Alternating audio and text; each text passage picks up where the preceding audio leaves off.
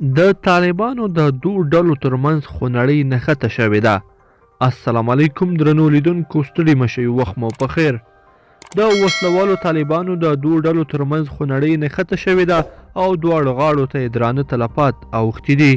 تر دمګړۍ د دواړو غاړو ترمنځ 9 کسان وژل شوي او ګڼ نور ټپیان دي. د کوټې شورا یو غړي خبریال ویبپاڼې ته وویل چې برید د ملا هیبت الله ډلې د طالبانو له لوري د هرات په شینډن ولسوالۍ کې د طالبانو د شورا د ملا محمد رسول پر طالبانو شوی دی.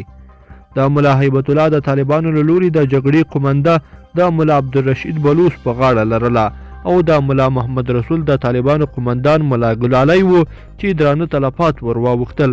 خبریال ویبپاڼې ته د طالبانو د دواړو غاړو جګړه تایید کړه او وی ویل چې مرګ ژوبله زیاته ده، خو تر دمګړۍ د ملا محمد رسول د طالبانو د مرګ ژوبلې او د ملا رشید بلوچ د 2 کسانو د مړینې خبر تایید شوی دی.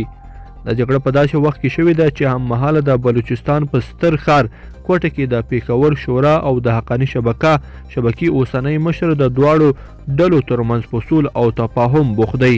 حقاني شبکه هڅه کوي چې د طالبانو لوی او وړې ډلې که هغه له یو بل نه خوابدي دي او که له یو بل سره په مورچل ناست دي سره خوشحاله کول غواړي.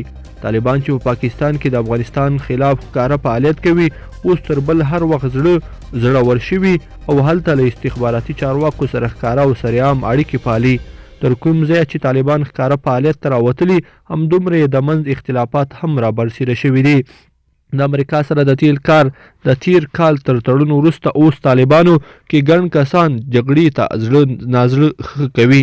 یوازې په اقتصادي لحاظ مجبوره او د ځینو طالب قومندانانو باوري جنګیالي جګړې ته ځي.